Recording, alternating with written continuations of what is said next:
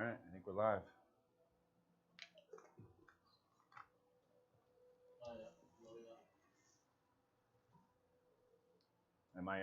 Am I still in the shot good?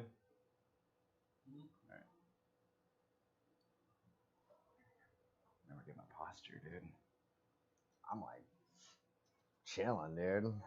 Get a recliner in here. Well, that's why you need the comfortable seats. We have actually the cheapest possible seats. We literally actually the there's no cheaper seats than these. No, those like lounge like pool chairs, like the white ones that are just molded. They don't like fold up or anything. Yeah, that's what we need.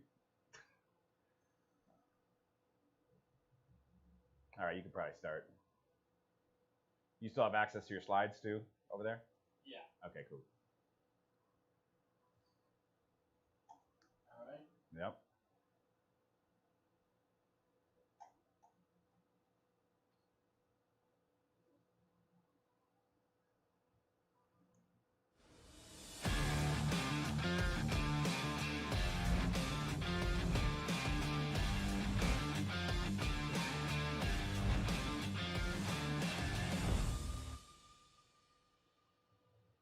What's going down, everybody? Thanks for joining the Hype episode number 140. It's been a little while since we've been live. As you can see, we've been working on some things that, we may be working out some kinks during the show right now, but we're going to have a fun show. We're going to talk about National Treasures basketball. We're going to talk a little Project 2020. It'll be a little short show. Thank you guys for joining us. We're kind of under construction here at the new studio, so you'll be seeing some new features added in as well. Dan, what's going down? As you can see, I think we have some plywood behind us that we set up a sweet little TV screen as well. Can you see that? Look at that. Am I pointing at the right direction? Is it right here? It's a real screen. No. But look at that. Look at that plywood behind us. That's great. I built it. You did, from the ground up. From the ground up. Brick by brick. Yeah. So how's it been going for you, Dan? It's not like I see you every day, but how's it been going? Oh, just trying to get settled into the new shop. Just seems like it's one problem after another. But it's kind of what we expected getting into it. Absolutely. I mean, it is what it is. So if you're coming into the Bay Area at any point when you're allowed to travel again, or when you decide to travel again, we're going to be opening up a brand new shop in Santa Clara, California, so you can come by and say hi. Check out the latest wax and everything that's going on with that. Or maybe we can put you in this empty area right here. Yeah, you can just jump right in. You can hold a sign for us or something, or hold the screen up maybe. C-Rad, what's new, man? I was just gonna say it actually looks more like with a sack of like. Yeah, it's a knapsack type thing. It is, totally is. You can do the races, the beanbag races, or whatever. Exactly. You jump in there and you gotta race. So it doesn't look like I'm looking from like really far away. So it does not look like a piece of plywood. No, it's more knapsack-ish. Knapsack-ish. Yeah, I had to kind of last fourth quarter, I had to kind of figure out a background, so that's what we're doing. But anyways, we have some new releases today. We've got Diamond Icons and Diamond Kings. Are you confused? There's two Diamond products. They're both very, very different, but they're both baseball. So you've got a little bit lower of a price point in the Diamond Kings, and then you have the uber high-end Diamond Icons. Diamond Icons breaks down to 10 hits. You've got all the big names, all the big chase. You get last year you got 2 cut autos in every case, so cut autos are falling every other box. They've kind of put the cream of the crop in there. Your Trouts, your Ichiros. You're going to have your rookies in Jordan, your rookies in Bo Bichette. And then you have Diamond Kings, which is kind of a throwback style. Taking some elements from, you can see it in Court Kings basketball. You could also see it in Gridiron Kings football. Kind of that brush stroke look. But they also do some throwback Donruss designs. So you're looking at a price point of what retail about $120 to $150 for Diamond Kings, which is made by Panini. And for Topps Diamond Icons, you're looking at around $2,500 a box. Yeah, you don't want to mix those up. No, you don't want completely different. You don't want to do opposite day and say Diamond Icons about $80 and then Diamond Kings around $2,500. Wrong products. But would you put like Diamond Icons in the same conversation as definitive baseball? It's about the same conversation. Yeah, absolutely. Same upper tier echelon of cards. I mean, probably at this point designed mostly for a group break, more so than I would say so. your local card shop and running through a case of that. You know, I mean, I $4. don't know how great the stimulus has been for some folks or stock market. You know, maybe $2,500 is nothing to some of you, but you know, you can get into a group break. We're doing spots. I believe it's at $70, right? C-Rad, $70 random team style. For one box, there's 10 cards, but you're only, you know, you're throwing $70 out as opposed to dropping that $2,500. But yeah, it's a good point to not get those two confused, because if you're going in to buy a Lamborghini and you got the money for a, you know, Ford Fiesta, it's not going to get you the not, Lamborghini. Not to say that Diamond Kings is the Ford Fiesta of products. Not saying that. No. It is what it is. It's going to be a good product. There's going to be a lot of chase. Sometimes I know in the past they've had cut autos. Huge cut autos. Yep. And you know, it's a good set builders release and stuff like that. So, and you get a lot of throwback inserts from the old Donruss designs of the 80s and the 90s. Like I would say, I remember your daddy's Donruss. Your daddy's Donruss. They also had the last couple of years they've had Babe Ruth cut autos. I haven't had a chance to look at the checklist yet, but they probably have. If they don't have Babe Ruth, they have probably some big cut autos as well. So some of our biggest pulls lately, if you're not joining in the breaks, once again, the site's mojobreak.com. We're live 7 days a week. You can always find something on our site. All the newest releases. We do mixers. We do single box breaks. Like today, we've got Diamond Kings at $19.99 a spot. So see, I got to remember that. And here's some of our bigger pulls. On Monday, Dan pulled this Johnny Bench, 1 of 1, and it's the pen he used to sign the cards. Do you like that? What do you think about that? Well, you got to be, it's innovative. It's not the first year they've done that either. I know there's been previous years. I know last year and the year before, I think they started doing it. Maybe 2017, I think was the first year they started. You know, it's different. It's innovative. I mean, the pen is being used. Why not put it in the card? Now, they only put the tip of it. So what about the rest of the pen? Hey, man, you want to get dirty? That's cool. Whatever. I'm just saying, like, where's the rest of the pen? Yeah, I mean, they could make more cards out of it. They could. It up. They could make a. They could, you know, but they choose just to use the tip. The bat knob, the end of the pen, the pen knob. The pen knob. I mean, it is probably more game used than some of the stuff out there, right? It's you know, it's at least it's really not been caressed in his hand for a while.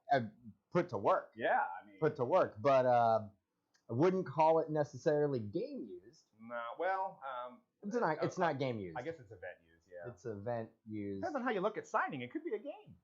Is it a game? Yeah. Is it a game to you? It's a game. What do you think, C-Rad, when they do wacky stuff like that with a pen?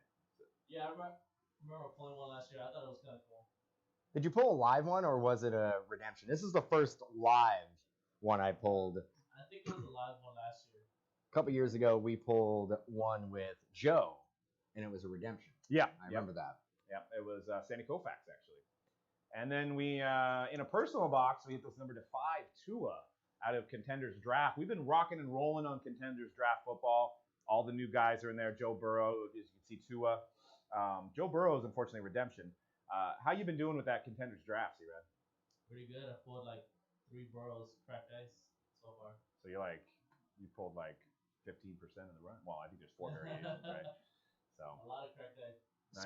Speaking of Burrows, did you see the ESPN redraft? I did. Remember we were talking about that. Yeah, I know that, and that's probably like number 8 or 9 or something. Yeah, like and that's probably not on the topic, but I thought I would bring that up because it blew me away. I think he was in the top 10. But how could a guy who's never thrown an NFL pass already be in the top 10? And there was also Drew Lock was up there. Kyler Murray was up there. Kyler Murray, I'm a big fan. I'm a big fan of Kyler Murray. Well, Joe Burrow had arguably the greatest college career of all time. Does that equal having a great pro career? We've seen it time and time again that it doesn't. Well, obviously, dude, the show's called The Hype. Sports Cards is all about the hype. This is a perfect segue into NT. I mean, we're going to have Zion RPAs that are going to sell for $100,000. So he's going to sell for more than any other player in the league. And he hasn't played very long. But he's played. He's played at least, yeah. He's played. We've seen. But can you say that Zion had arguably the greatest college career of any NBA player? Played 1 season. Exactly. Joe Burrow's had the greatest college football career, arguably. I know you can say some other guys in that mix too, but Arguably the best So college did career so of all did our time. boy Tim Tebow. And Tim Tebow was also a early round pick, wasn't he? He was a first rounder, but Yeah. where is he now? Just getting hated on. I mean, He took the team to a playoff, and then they got rid of him. So what can you say? John Elway didn't like him. But let's talk some 1920 NT. I don't know if you guys have been following the market on this stuff.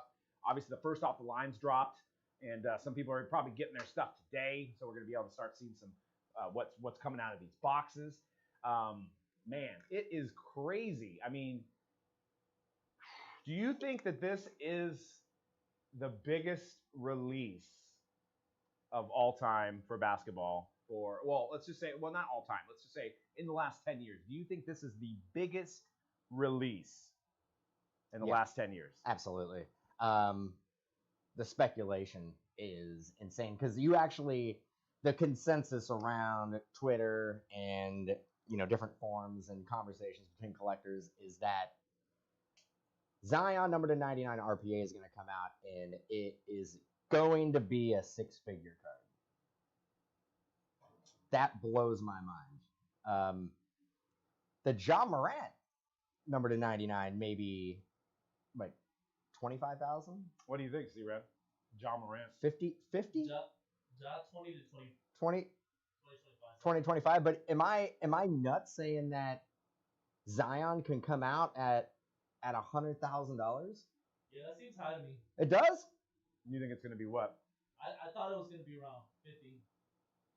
I mean, you look at the price of the first off the line boxes. They sold out at, I want to say people got in at around 7,500 at the floor. That was the floor. Wasn't going to go any lower than that. The cases, and that's for one box. Remember, that is one box, 4-box case. Yep. At Break down for people how many cards that is for $7,500. That's 10 cards. 10 cards. That's 10 cards. So that's $750 a card. So yeah, that's another thing. When you think of first off the line, don't think that like, hey, it was 7,500 for a case, so 4 boxes. No, that was one box, 10 cards, 7,500. Cases right now are probably somewhere regular, not first off the line, somewhere in like probably the $17,000 range. Yeah. That's a 4-box case. First off the line, though, do the math. 7,500 times 4. That's 30 grand. 30 grand. 30 grand for a case. It's like a Honda Accord. So at 30 grand, you would hope that if you hit a Zion RPA, that it's going to go for 100 grand.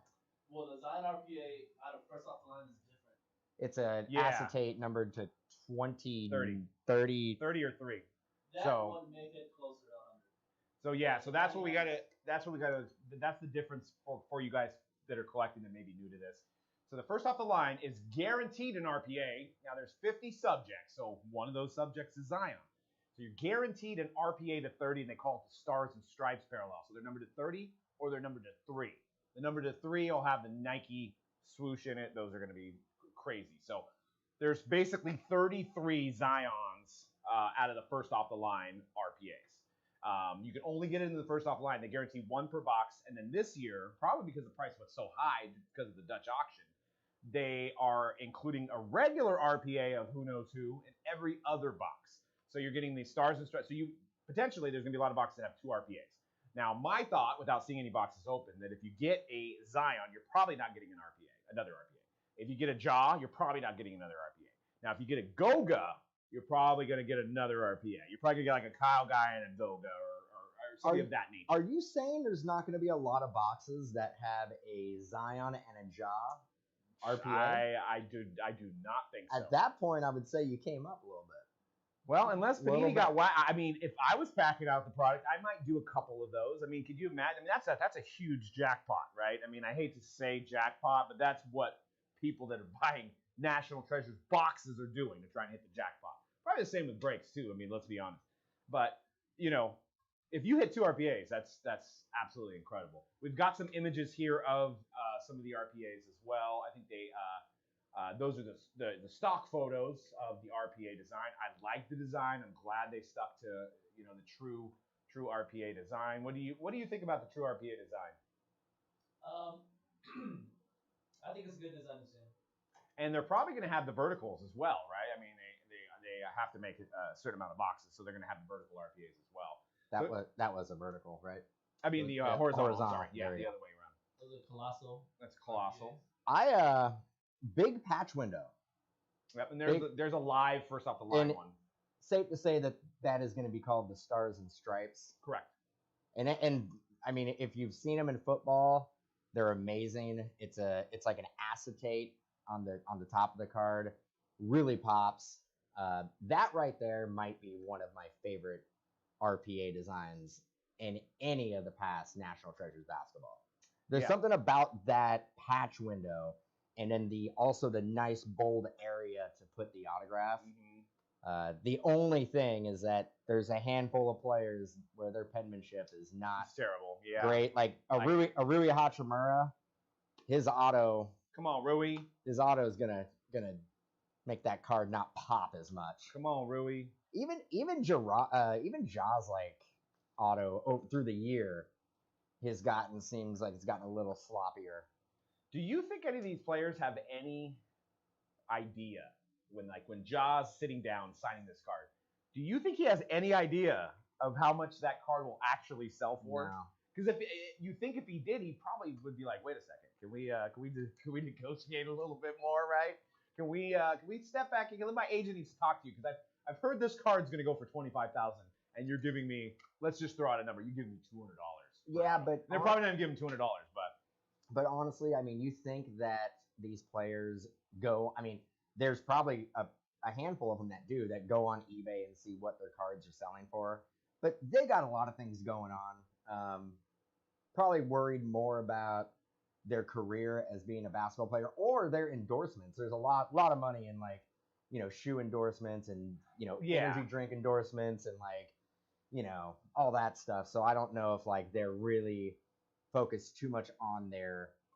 And plus, they signed this contract early, right when they get drafted. So it's probably out of sight, out of mind at that point. They're probably looking at it going, all I got to do is get through this year, and then I can renegotiate if I want to keep on doing this and make it signing autographs. That's why you see a substantial drop-off from players their rookie season. You'll see them in every single product, and a lot of the times they'll be numbered to 199 or even 299, and you're like, man, how many autos is this going to be every year? Well, no, their second year, they're not on that same contract, and that's why you see way fewer autographs that come out their sophomore. And a lot of the times, it's actually stickers that are left over from their rookie season that are used in the product. Exactly. So, yep. And honestly, I made that point that if Ja knew how much his auto went for, he might have signed. But it's the marriage of the Panini card and Ja. If Ja goes and basically signs an 8x10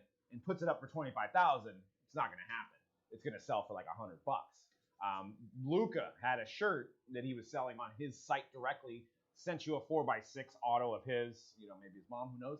And those are going for $50, $60, whether his contenders autos and RPAs are, obviously crazy. But let's talk about group breaking NC. So first off, we're doing, we brought it back. Some of you guys that have been around for, years with us, we do what's called random groups. And with this one, it made the most sense to do random groups. So basically how it works is it's a hybrid PYT style. So there's 4 different groups of teams. And you've got a 1 in 8 shot of getting the team you want if you buy into that group. So instead of having a 1 in 30 at the Pelicans, you can go to group 1, buy the group 1 spot, and you have a 1 in 8 of getting the Pelicans. But what we did, because we figured everybody's going to want the Pelicans and the Grizzlies, and that's going to absorb most of the cost, is we put the Pelicans and Grizzlies in the group 1. So if you buy into group 1, which is obviously the most expensive group, you have a 1 in 4 shot of getting the Grizzlies or the Pelicans. So what that did is it significantly decreased the other groups. So if you want to get the Lakers, you get into the group with the Lakers. If you want the Wizards, there's actually a group number 2, which I'm surprised it's the last group to hang out. If you want to pull that up, C-Rad, it is the rookie RPA group. It's group 2. So in that group, what 8 teams are in there? Wizards, Timberwolves, Bulls, Pistons, Hornets, Spurs, Thunder, and Nuggets. Right. So that's so many RPAs there. You've got Rui, you've got Culver, you've got the Hornets guys, you've got Dabuya, PJ Washington. Yeah, you got Cody Martin, and people don't look at Court Kings and go Cody Martin's auto is $20. No, his RPA is going to probably clear, $1,500 just because that's the way NT is. So NT National Treasures rookie patch autos, the ones that are showing on the screen, that is the #1 basketball patch auto of the year, and nothing will compete with it. That is the one. If you are like, I collect Culver, you have to get the NTRPA. That's what it is.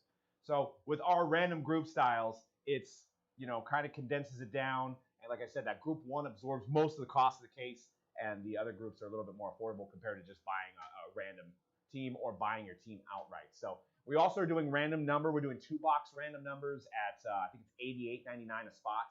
So how that works is it's left side serial number. So let's just say you draw number 97. We pop out a RPA of Zion. It's 97 and 99. It goes to the 97 spot. So you get an RPA. So and it's 2 boxes. So you got 20 cards to basically, random numbers. So anything else as far as group breaks that you guys have seen out there that you want to, give some people some advice on getting into NT? I will tell you this though. If you do get into a group break or you buy a personal box and you're fortunate enough to hit an RPA of anybody, I would probably try to avoid throwing it up at a 99-cent auction and letting it run.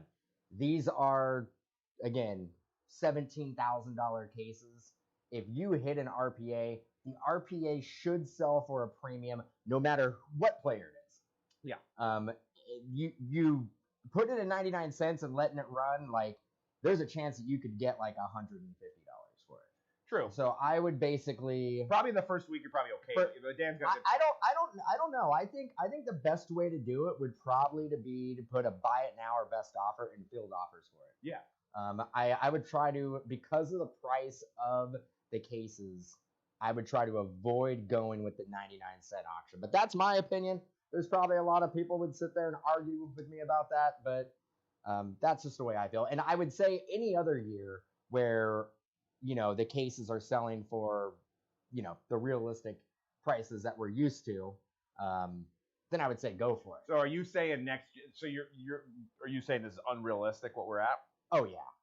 No doubt. Like the case, $17,000 for a 4-box case is good deal. We're high. Yeah. Everybody's high. Thinking about people are nuts. And it's not like there's no buyers for these cases. There's still, at that price, there's more buyers than there are sellers. Right. If somebody offered us cases at like 12 grand a case, we'd be like, I'll take everything you have. Mm-hmm. And the line of people would be 1,000 long for that price. Which is crazy because last year, Luka Luka was playing well and prices of cases were rising. But I think it was like we got offered, and this was like months after it was out. I think we got offered it at like $6 grand. And we're like, that's kind of high, for NT.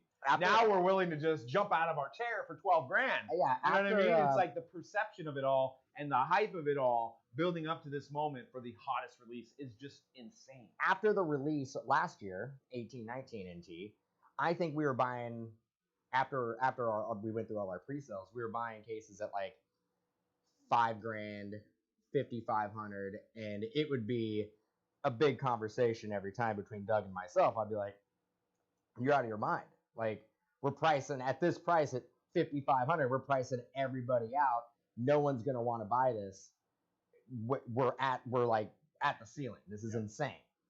So we can't really see the chat right now. Is there any comments in the chat, C-Rad, that we want to add to the show? Does anybody have any questions on National Treasures basketball or anything like that? I already briefed C-Rad on moderating the chat, so he already knew to throw something our way if there was a combo going and down. We will have a camera set up for C-Rad right now. All you got is his soft, soulful voice right now. But Paul just said this is going to alienate so many collectors. The price of NT.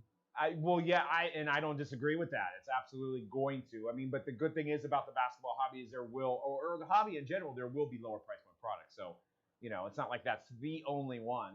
And I agree. We're getting to the point now where it is kind of like not as much collecting as it is gambling in a sense, right? Because you're trying to hit that RPA. But you've got so much hype on this guy that could be a generational player that we haven't been able to compare anybody since LeBron James.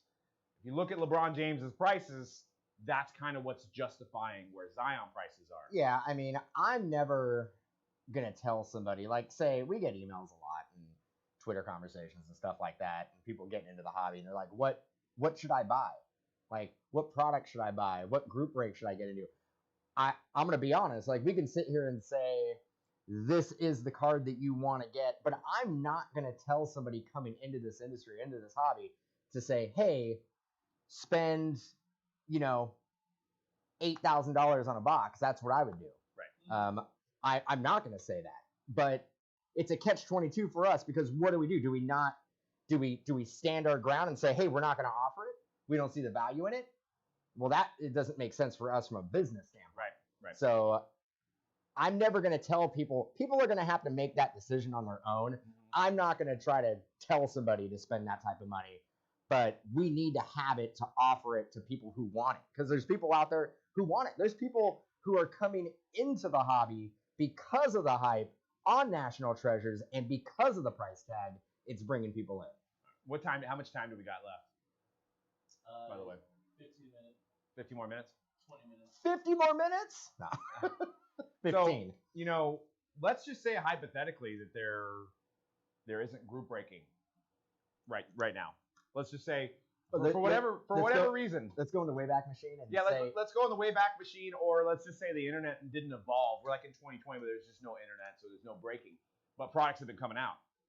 Do you think? I mean, obviously Zion would probably have as much hype, but do you think box prices would go up as much as they are without group breaking? No, because group breaking allows the price to go up, because not one person is paying the full retail price for it. You're able to crowdsource it, and you're able to, pool everybody's money together and divide it up.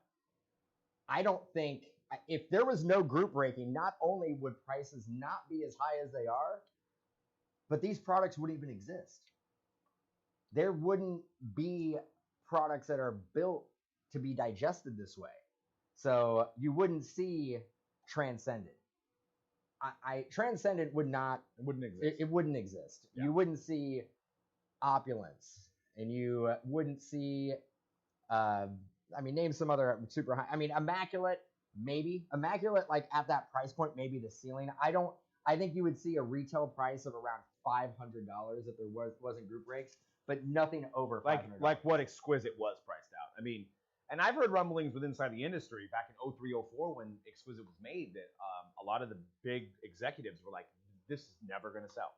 Nobody is ever going to buy this at this price point. And we're talking about $500, the price of like basically Mosaic or Prism at this point. Yeah, this baseball cards were designed to be $1 a pack. Right. They were, we're talking like 80s and 90s. And I think when they got up to like $5 a pack, it was like, okay, well, this is the ceiling. This is as much as we can do. This is like as premium as it can get, is a $5 pack of cards. Now, we've been talking about pandemic pricing during tributes and all this other stuff. Do you think this got affected by the pandemic? Do you think this would have been, I think if I remember correctly, I think we were hearing this retail about, we were at the Topps conference in February, and I think some of the major online, the rumblings were they were coming out at 12 or 13,000. Yeah. So now we're looking at a 17,000. We're talking about a case. We're talking about a $17,000 case. 4 or 5 months ago, it was about a $12,000 case. So do you think the pandemic caused that to go up, or it just was going to go up anyway? I think it was going to go up anyway, but it's funny. Like, if you would have told me that there was going to be a pandemic and what was going to happen and all sports were going to stop, my knee-jerk reaction would be like, everything's going to go down. Mm-hmm. Without the players on the court performing, why would you want to buy something with a speculation that it's going to go up? Right. So my first thing would have been like, no doubt, everything is either going to stay where it's at or go down. I would have never said that it was going to go from 12,000 to 16 or 17,000. Now, It could have some effects of Project 2020. It seems like Project 2020. You want to talk about a roller coaster ride? I'm glad you talked. It's like you've seen the slides, and I know you didn't. But, I didn't. No. Well, I mean, live it, bro. Live it. I know.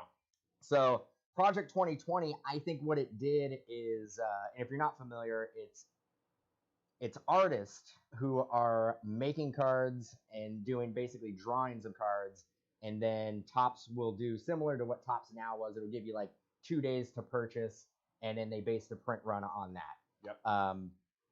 It brought so many new collectors in, and it just ballooned. It blew like up. I can't believe what some of these cards with the print run of like 2,000 to 3,000 were going for. Now, as fast as it went up, is as fast as it went down. And we've got some. This is a month span. I used some Terapeak. So you've got. So these. Keep in mind, these cards originally sold for $20 on Topps. I think $30. $20 to $30 depending on how you bought it, right? So literally, they let the maximum amount of people buy until they shut it off. So that could be, in this case, the Ichiro. They made 1,972 copies of the Ichiro. So it was one of the earlier ones. So it wasn't as big as the print run. So May 17th, 145. Okay. Next slide. May 25th, $1,300. Okay. Recent, June, $285. Yeah. Like how much of a swing that is. So to me, that seems like market manipulation, in my opinion. That some people had some they manipulated it to kind of sell it at a higher price, because you're seeing that with all of these. I just used the Ichiro for example. Is just the craziness of like this, and we're not talking about an auto. We're not talking about a relic, like Dan said.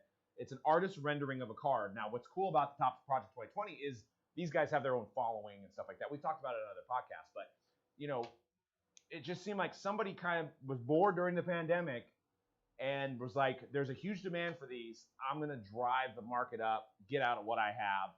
And then once this person got out of it, then things kind of start settling back to normal.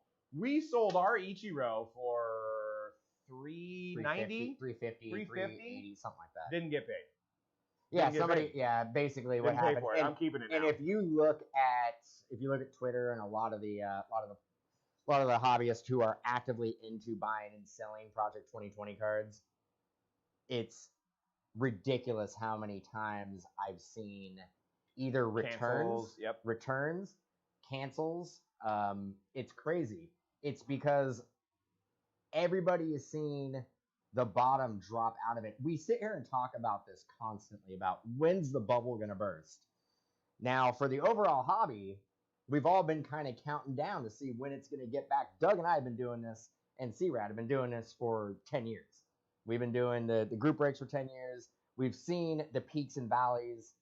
We've never seen a peak like we're in right now. We're basically riding, it's like 2017, it's just been going up every single year, and it's crazy. To see how fast a Project 20 can go up and go down gives us an idea that basketball next year, we could be back to where it was at in 15, 16. Yeah. It doesn't take much for it to get back down to a level where we all feel comfortable buying a box of National Treasures at $550 for a box. Right. Yeah, I think if you're buying like Zion, you're buying short printed autos like that, I think you're pretty safe. But what I was talking about Dan a couple days ago, obviously if Zion sucks, then you're not safe. But if he's performing like he's expected to be performing, I don't see your investment on your Zion cards going to go down too much, depending on which ones you buy. But what we did have a question earlier. Sure. Yeah. It's a long-term investment. Would you go Bowman or NT 18, 19, 2020 Bowman? 2020 Bowman or 18, 19, or 19? Are we talking about last year's NT? No, 1920. 1920. I would say Bowman, because you're not taking that much of a risk right now. If you're talking about, are we talking about sealed boxes, or are we talking about opening the boxes in the cards? That's a good question. So if we're talking about keeping the boxes sealed, which is very, very hard to do. Like if you have a box in front of you, you're like, oh, what do I do with it? Holding on to it forever. I know some of you guys are good at doing that. I don't know if I could do that. But if you're going to hold on to wax, I would hold on to the Bowman. You're in it at a lower price point compared to the NT. It has potential of Jason. If Jason Dominguez is the next Trout, like they say, sky could be the limit on the boxes. I mean, if you look at the 09 draft boxes, if they had an 09 draft jumbo box, it'd probably be a $20,000 box. Yeah, if we're talking about sealed wax, so we don't know who is going to be a redemption in NT. Right. So we don't know. I don't think Zion's a redemption, but remember the window for redemptions I think is only 2 years now. Yeah. So that has to come into play when you're thinking about holding sealed wax. Yep. Now we know 2020 Bowman. We know Dominguez is live. We know Dominguez has paper and he has chrome. Yep. And he also is in some insert sets. So, and we know Bobby Witt is live. So all the main guys that you want. I don't think there's any redemptions in there. I don't think there's any redemptions. There could be. I haven't pulled one. Maybe Louis Bobby, rookie auto could be a redemption. I haven't seen one. He's been a redemption on a lot of other stuff, so it wouldn't surprise me. But those are actually super short printed anyway. Right. But you look at the facts and you look at who's live in the product. I would 100% go 2020 Bowman if I was going to hold onto a jumbo case and wait. I mean, it's hard because that is the best. I mean, you have the basketball international market that, will, if Zion is the next king and LeBron retires as 10 years from now, Zion's got 4 titles. I mean, that box price could be a $40,000, $50,000, $60,000 a box. I mean, I guess the safer bet would be Bowman. The gamble would be the NT, right? So depends on what you're at. What would you do, C-Rad? I'd go basketball. Well, Yeah. the thing with basketball is that you do have a bigger international market. Mm-hmm. But the redemptions, I think, play a huge part in holding sealed wax. Yeah, if Zion or Ja are redemptions, then. Well, I mean, but let's also what if Kobe White is a redemption, or what if like Nasir Little is a redemption, and what if like those players, one of the players who's a redemption ends up, say Zion ends up being one of the best players in the league, but it's the second and third tier guys who may be good pros, and that could be a $1,800 to a $2,500 RPA, but he's a redemption. Right. So I think the safe bet, and I think the smart bet would be to hold on to 2020. And remember, you could probably get 3 cases of 2020 as opposed to 1 case of National Treasures. Yeah, maybe 3 and then some, maybe depending on what you get. So I think it's a no-brainer to go Bowman. And that's what I was gonna say. If we possibly get into before we talked about those two competing against each other, Bowman and NT, is we're gonna have some redemptions this year. Court Kings, Zion's a redemption. A lot of products he's a redemption. So that could lead to help the bubble burst. So let's just say because the redemptions are going to expire in 2021 towards the end of the season. So let's just say we have an awful rookie class last year. There's just nobody's performing. It's 13, 14 again without Giannis, right? And people try to go back and open the Zion products. Well, the Zion products, for one, are going to be way up there. And for 2, they're not going to have live autos if Panini does not honor them. So you could actually have add a little kick in the nuts if you have a bad rookie class, and then you have the fact that the wax that people want is you're not going to be able to get a live auto of the guy that you're chasing. So do your homework. If you're watching this in 2021 or 2022, do your homework on redemptions. I would love for somebody like Group Break Checklist. Shout out to those guys. If there's a way to put what products have redemptions of said players. Because I think that's valuable for the public to know. It's like, I'm buying this box. I want to know if my guy that I'm chasing is redemption. Like, Bryce Harper was a redemption in a lot of stuff. People go back to 2011. Good luck. You're not getting it. Luis Robert is redemption. And he's going to be the hottest player. You can't get it. So people need to know that stuff. I've talked about it before, and I don't understand why manufacturers, when they release their checklist, why can't they put players like in bold on their checklist? Like if if it's in bold, that is a redemption. Right. They know it's a redemption. Some may say they don't want people to they don't want to discourage people from buying, so they want to kind of I don't know if it's but why? lying, Why not? But you're gonna know when you open up the product. You're gonna Right. be like, I got slighted anyway. Like, why not be? We know there's gonna be redemptions in it. Be transparent about who is a redemption in the product, and then it can be and it can be passed on. Group break checklist can take that information and they can just basically put it into their format and just let everybody know that it's a redemption. It can't. It really isn't that difficult. It wouldn't seem like it, but well, I think that's all the time we've got for today, guys. Thanks for tuning in. We're gonna, up the content. We're gonna be doing some more shows. We're gonna be doing some more videos. Other than breaking, of course, the breaking is gonna remain the same. So be sure to jump in. We got Diamond Icons today, Diamond Kings. We got some Noir. We got some false football coming up. Not today, but in the next few days. We've got lots of stuff breaking on the site, mojobreak.com. Everything is scheduled out. Everything is guaranteed to break. We will be adding more National Treasures for you guys that missed out on Group 1. I'll probably be adding that. If not tonight, it'll be first thing tomorrow morning. We're going to add some more groups on there for you guys. And then Friday, yeah, join us for NT. And tomorrow, we got a special guest for the first 4 breaks. Special guest. So, an NFL player. That's all I can say is an NFL player will be here. Sean Mannion? Sean Mannion, no. Sweet. Sean, come on in. No. An NFL player will be here breaking some cards tomorrow with you guys for the first 4 breaks. So join us tomorrow and check that out. And that's it. Peace out, guys. Thanks for joining.